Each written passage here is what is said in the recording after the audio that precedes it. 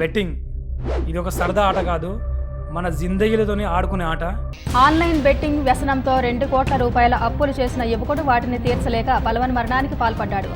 మనలో చాలామంది బెట్టింగ్ అనగానే ఒక ఈజీ మనీ, ఈజీగా డబ్బులు సంపాదించవచ్చు అని చెప్పి ఈ గేమ్కి అడిక్ట్ అయ్యి చాలామంది అప్పుల పాలయ్యి సూసైడ్ చేసుకుని చనిపోతున్నారు.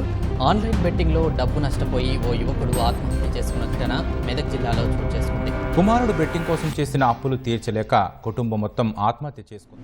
ఈ గేమ్ ఎట్లా అంటే ఒక గుడ్డును పెట్టి కోడిని పోగొట్టుకునే గేమ్.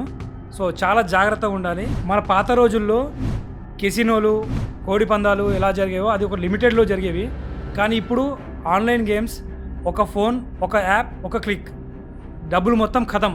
ఇదే ఇప్పుడు ప్రజెంట్ ట్రెండ్. అసలు ఈ బెట్టింగ్ యాప్ అనేది మనం ఎట్లా మొదలు పెడుతున్నామంటే దానికి అడిక్ట్ అవ్వడానికి రీజన్స్ ఏంటంటే, ఫస్ట్ మనం డబ్బులు పెట్టినప్పుడు 3 రూపాయలు పెడుతున్నాం, ఒక 10 రూపాయలు వస్తున్నాయి.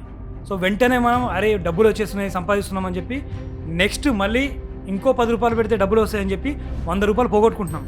ఇక్కడ నుంచి ఆ 100 రూపాయలు మళ్ళీ మనం రాబట్టుకోవడానికి ఆ గేమ్ మొదలుపెట్టి మనకు తెలియకుండానే వేలల్లో లక్షల్లో అప్పులు చేసేసి మనం ఆ బెట్టింగ్ యాప్కి ఒక పెద్ద అడిక్ట్గా అయిపోతున్నాం.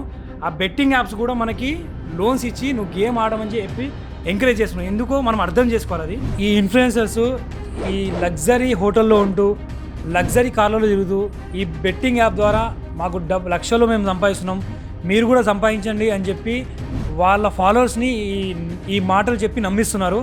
వాళ్ళు ఇది నిజమే అనుకొని ఈజీ మనీ కోసం అని చెప్పి లక్ష సంపాదించాలి, లైఫ్ సెటిల్ అయిపోవాలని చెప్పి ఈ బెట్టింగ్ యాప్లోకి వచ్చి లక్షల్లో పోగొట్టుకుంటున్నారు.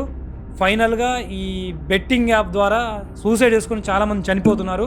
యువతను మంచి దారిలో పెట్టాల్సిన ఇన్ఫ్లుయెన్సర్స్, యూట్యూబర్సే వాళ్ళ జీవితాలతో చెలగాటమాడుతున్నారు. ఏం పని చేయకుండానే రోజుకు ఇంట్లో ఉంటూ 10,000 సంపాదించవచ్చు, నేను చెప్పిన ఈ ట్రిక్ ఫాలో అయితే ఇంత డబ్బు సంపాదించవచ్చు, నేను చెప్పిన స్ట్రాటజీ నువ్వు ఫాలో అయితే నీ లైఫ్ సెటిల్ అయిపోతుంది. వాళ్ళ ఫాలోవర్స్ని ఈ మాటలు చెప్పి నమ్మించి ఈ బెట్టింగ్ అనే ఒక ఉబిలోకి వాళ్ళ ఫాలోవర్స్ని తీసుకొస్తున్నారు. అసలు ఇందులో వాస్తవం ఏంటంటే ఈ ఇన్ఫ్లుయెన్సర్స్కి వచ్చే డబ్బులు ప్రమోషన్ ద్వారా తప్ప ఈ బెట్టింగ్ యాప్లో ఆడడం వల్ల మాత్రం అసలే కాదు.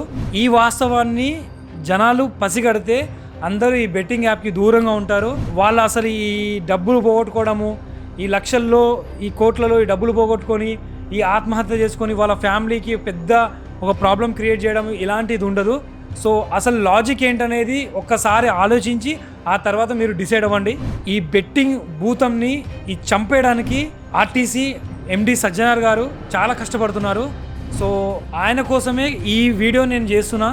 సో ఈ సమాజానికి నలుగురికి ఉపయోగపడి ఈ వీడియో చేసి పబ్లిక్ రీచ్ అయితే చాలామంది లైఫ్ని మనం సేవ్ చేసినట్టు అవుతుంది. సో మీరు కూడా ఈ బెట్టింగ్ యాప్ని మీరు ఆడకండి.